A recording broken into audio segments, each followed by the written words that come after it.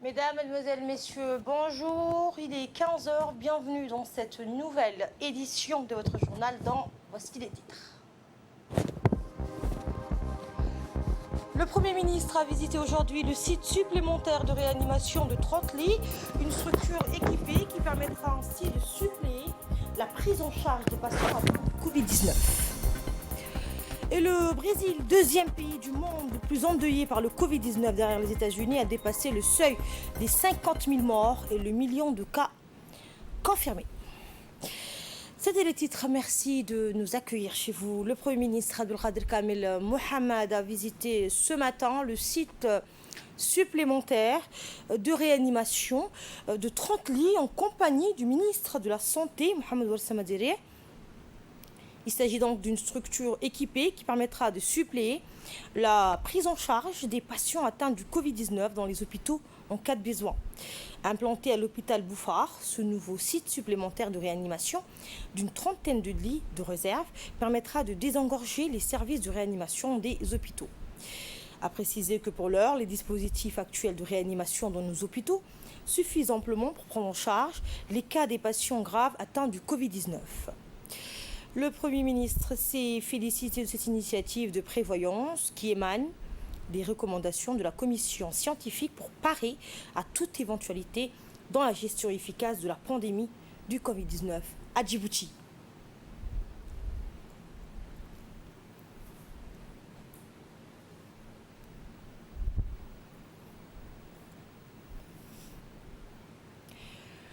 Eh bien, le Premier ministre donc, a visité ce site ce matin en présence du ministre de la Santé. Il a reçu donc des explications sur ce nouveau site supplémentaire, on le rappelle, qui est donc de réanimation d'une trentaine de lits de réserve qui permettra de désengorger les services de réanimation des hôpitaux. Des cas qui nécessitent une admission à la réanimation et soins intensifs et surtout des surveillances prolongées et spécialisées dans l'enceinte de l'ancien Bouffard. Cette unité de réanimation est composée de 20 lits de réanimation lourde et de 10 lits de soins intensifs des patients Covid.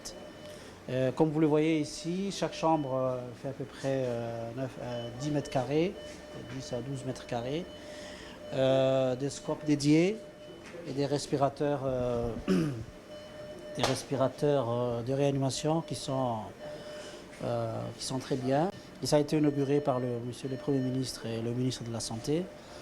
Une équipe a été formée, de personnel ont été formés pour prévoir le fonctionnement de ce site, c'est-à-dire des infirmiers IDE, des aides-soignants et des jeunes médecins généralistes ont été formés aux pratiques de la réanimation et des soins intensifs et des soins d'urgence.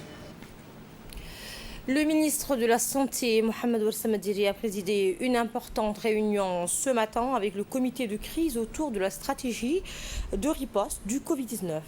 À noter la présence du secrétaire général du même département, Dr Salah Benoutourab, et des hauts cadres du département de la santé pour faire le point sur la prise en charge de la pandémie du Covid-19. En effet, le comité de crise a passé en revue toutes les actions mises en œuvre dans la prise en charge, la prévention et la communication pour la lutte contre le Covid-19. Le ministre de la Santé, Mohamed Ouassama Diarra, s'est dit satisfait de l'impact positif engendré par cette stratégie proactive contre cette pandémie. Il a par ailleurs salué, vous l'entendrez, les nouvelles orientations visant donc à renforcer la stratégie de ciblage systématique des personnes âgées ou présentant donc des comorbidités qui sont jugées vulnérables face au Covid-19. On écoute le ministre de la Santé. Voilà donc aujourd'hui plus de 2 mois et demi, après les premiers cas à Djibouti réunis pour faire un nouveau point de situation de l'évolution de l'épidémie à Djibouti et réfléchir sur les orientations stratégiques à impulser. Il s'agit de passer en revue notre dispositif de riposte, tant sur le plan de la prévention, du dépistage que de la prise en charge. Il est important de noter l'augmentation significative du nombre de personnes ayant bénéficier d'un dépistage avec l'atteinte dans les prochains jours de 10% de la population de Djibouti-Ville testée, soit près de 45 000 habitants.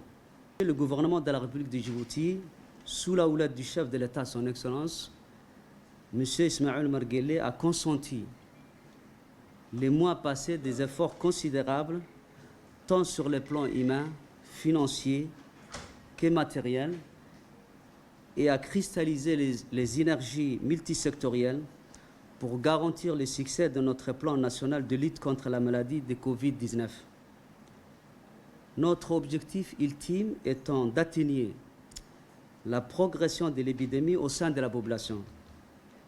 Nous portons au cœur de notre préoccupation une prise en charge de qualité des personnes atteintes. Le gouvernement a été félicité au niveau international pour ses actions franches et rapides face à la pandémie. Et nous devons continuer à adapter notre stratégie de l'évolution de l'épidémie dans notre pays. C'est pour cette raison que nous devons examiner collégialement les points suivants que je vais exposer pour apporter de nouvelles orientations à notre action face au Covid-19. Également dans l'actualité, le président de l'Assemblée nationale, Mohamed Ali Hamad, a reçu l'ambassadeur de la République fédérale de la Somalie, Dr Mohamed Ali, en partance vers son pays au terme de son accréditation. L'ambassadeur a effectué une visite d'adieu et a remercié la République de Djibouti et les autorités pour l'excellence des relations entretenues durant sa mission.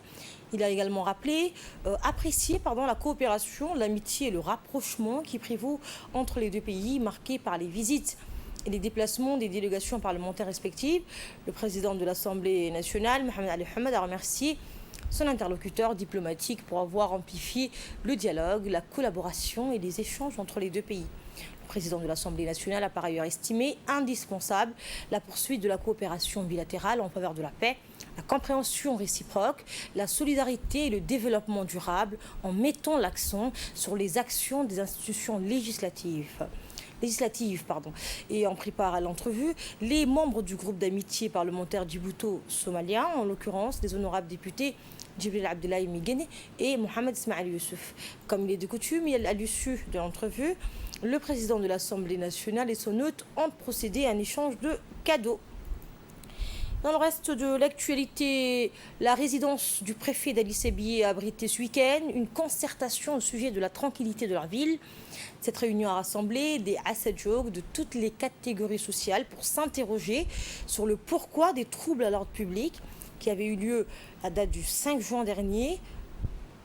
En effet, ce débat entre des fils et filles patriotes de la région fait suite à une manifestation illégale improvisée qui avait engendré pillage, casse de certains édifices publics et de l'administration, du vandalisme, du siège de la banque de la BCI Mer Rouge.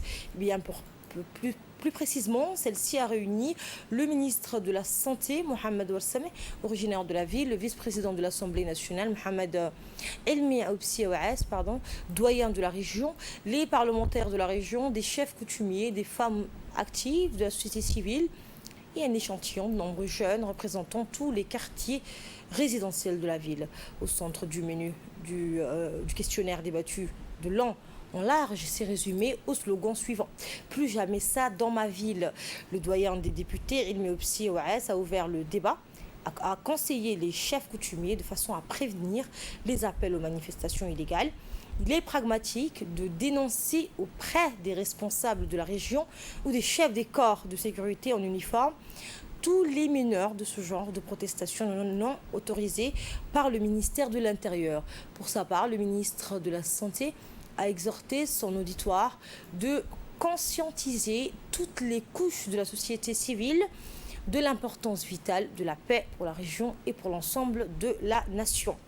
Prendre soin de la bonne image de sa région natale est une vertu considérable de civilité, ont-ils mis en exergue leurs propos de participation à cette concertation citoyenne.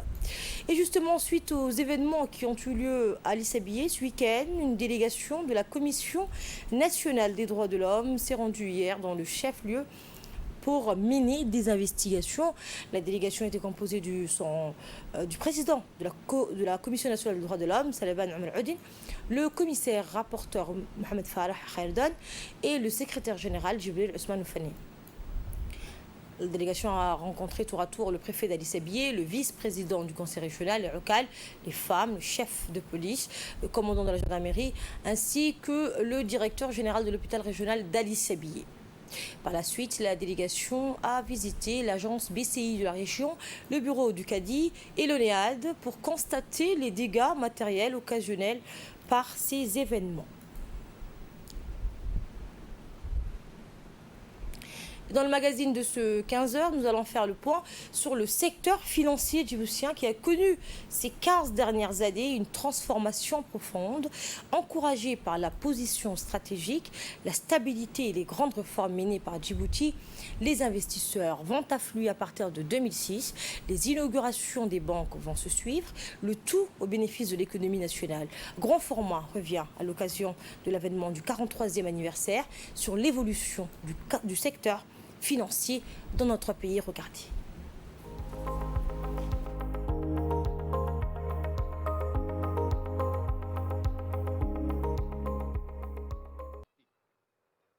« 20 mars 1949. Le gouvernement français crée une monnaie locale pour favoriser le développement économique du territoire de la côte française de Somalie. Le franc Djibouti est né.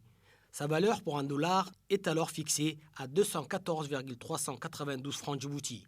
En 1971 et 1973, le franc a été réévalué par rapport au dollar américain. D'abord, à un taux de 197,466 au dollar, alors 177,721, un taux qui a été maintenu depuis. C'est sur cette base que les banques de la place vont travailler. Des banques, Djibouti n'en comptait que 2 en 2006. Basée à plus de 70% sur une économie de services, la République de Djibouti va lancer un vaste programme de réformes. Objectif, attirer les plus grands investissements directs étrangers. Cela va se traduire par l'attraction des capitaux, notamment avec l'installation des nouvelles banques à Djibouti. Conséquence, les taux de bancarisation va passer de 7% en 2007 à près de 30% aujourd'hui.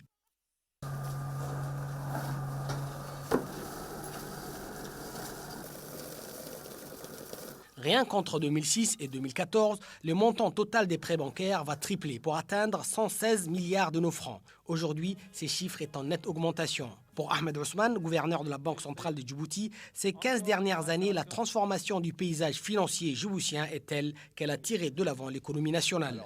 Si le nombre de banques augmente, tous les agrégats augmentent en conséquence. Et ça en rapport avec l'évolution de notre économie aussi, qui sur la même période a augmenté de façon significative. Donc sur les 10 dernières années, nous avons des chiffres qui reflètent cette croissance. La masse monétaire, le crédit à l'économie. On est passé de 40 milliards à 150 milliards de crédits à l'économie. Et tout ça, ça se voit de visu sur la place, mais à travers les chiffres aussi, on peut refléter cette évolution de l'économie djiboutienne et du secteur bancaire en particulier. Alors, l'évolution qui s'est accélérée à partir de 2006 est véritablement le fruit d'un travail approfondi qui s'est passé dans les années avant. Vous savez que Djibouti est une nation très, très jeune. Nous avons à l'indépendance hérité d'un système financier qui était vraiment très réduit, où la Banque centrale était naissante. Elle ne s'occupait que de l'émission, de la base monétaire.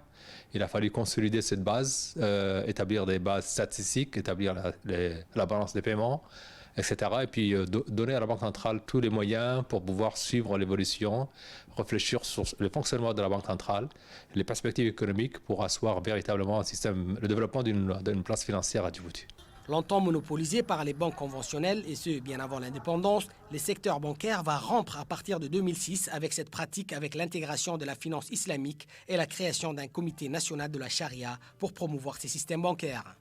Il s'agit alors de satisfaire une clientèle soucieuse d'avoir des services conformes à l'islam, mais aussi de se diversifier et contribuer aux ambitions de Djibouti de devenir un hub régional en matière commerciale et financière. Pour la promotion et le développement de la finance islamique sur les continents africains, Djibouti a organisé dans ce sens plusieurs conférences. Occasion pour les centaines d'experts internationaux et autres professionnels d'échanger sur les opportunités pour l'Afrique de développer la finance islamique. Sur le plan national, les banques islamiques détiennent déjà plus de 20% du marché et leur progression reste très importante.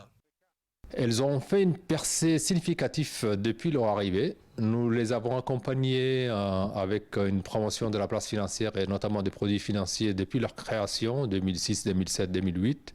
Le taux de pénétration sur le marché a été très, très significatif les premières années, un taux de croissance très important.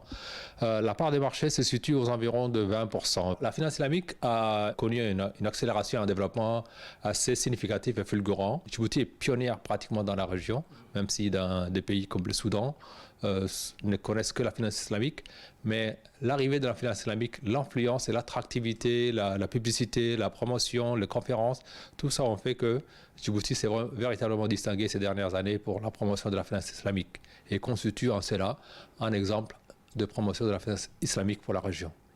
L'engagement de la République de Djibouti pour développer la finance islamique au niveau national et à l'échelle du continent sera ainsi reconnu et récompensé. C'est dans ce sens que le président de la République sera distingué à Astana au Kazakhstan par le Global Islamic Finance Award 2017. Dans l'actualité également, le ministère de la Femme et de la Famille a organisé les 17 et 18 juin dernier au Centre d'action sociale et d'autonomisation des femmes, CASAF, des séances de formation au profit des femmes sur les notions de conservation et de transformation de produits de la pêche. Comme la pêche est un secteur promoteur pour la lutte contre la pauvreté et l'insécurité alimentaire, les femmes revendeuses du poisson figurent aussi dans la chaîne d'approvisionnement et de commercialisation des produits de la pêche. Cette formation va permettre aux bénéficiaires de mieux connaître le poisson, maîtriser l'importance de la qualité du poisson et la manière de l'évaluer, reconnaître ainsi les principales causes de détérioration du poisson et comment éviter qu'il ne s'altère, connaître l'importance de la glace et les méthodes de réfrigération, lutter contre les contaminations et maîtriser la bonne pratique d'hygiène. Ces sessions de formation vont se poursuivre dans les régions côtières, à savoir Arta, Tadjoura et Obok. La Société nationale du Croissant Rouge de Djibouti, en partenariat avec l'UNICEF, a lancé une campagne de sensibilisation sur l'importance des gestes barrières en vue de lutter contre la pandémie du Covid-19. L'objectif premier de cette campagne est de rappeler à la population que l'amorce d'une baisse significative des cas du coronavirus dans notre pays ne devrait pas être source de relâchement dans notre combat face à cette pandémie. En effet, cette baisse doit être un facteur de plus pour redoubler d'efforts dans le maintien des comportements sains tels que le lavage régulier des mains, le port du masque dans les lieux publics, la distanciation sociale. En effet, cette campagne de sensibilisation que les volontaires du Croissant Rouge de Djibouti mènent dans les différents quartiers de la capitale a été également lancée dans les 5 régions du pays. Image que vous aurez dans nos prochaines éditions. Et de là, nous passons à ce qui domine l'actualité hors de nos frontières. Je vous le disais en titre, le Brésil, deuxième pays du monde le plus endeuillé par le Covid-19 derrière les États-Unis, a dépassé le seuil des 50 000 morts et le million de cas confirmés. Les mégalopoles de Sao Paulo et de Rio de Janeiro étant les plus sévèrement atteintes. Le Covid-19 a fait 641 morts de plus en 24 heures dans le pays, portant le bilan total à 50 617 décès. C'est ce qu'a indiqué hier le ministère brésilien de la Santé. Ailleurs en Amérique latine, épicentre de la pandémie et dans la partie australe est entré hier en hiver. Le bilan a dépassé ces derniers jours les 20 000 morts au Mexique et les 1 000 morts en Argentine et les 8 000 morts au Pérou. En Allemagne, plus de 1300 employés d'un abattoir ont été testés positifs au Covid-19 dans la ville de Gütersloh, en Rhénanie du Nord. Les 6500 employés du site ont été placés en quarantaine. Ce cluster donc a été localisé mercredi dernier lorsque 400 employés ont été testés positifs. Nous avons affaire au plus grand site d'infection, c'est ce qu'a annoncé le Premier ministre de Rhénanie du Nord. Tout à fait autre chose, la Corée du Nord prête à lancer des millions de tracts sur le sud. Les entreprises de publication et d'impression à tous les niveaux dans la capitale ont produit 12 millions de tracts en tout genre qui reflètent la colère et la haine du peuple. C'est ce qu'a annoncé l'agence de presse officielle nord-coréenne. Les tracts seront envoyés sur la Corée du Sud à l'aide de milliers 2 ballons, a précisé l'agence. Pyongyang avait annoncé samedi que la Corée du Nord commençait à préparer une grande campagne de tracts hostiles à Séoul après avoir plusieurs fois protesté avec véhémence contre l'envoi de tracts hostiles depuis le territoire sud-coréen. Fin de ce journal, merci à vous de l'avoir suivi. J'aurai le plaisir de vous retrouver ce soir à 22h pour un nouveau journal. Excellent après-midi à toutes et à tous.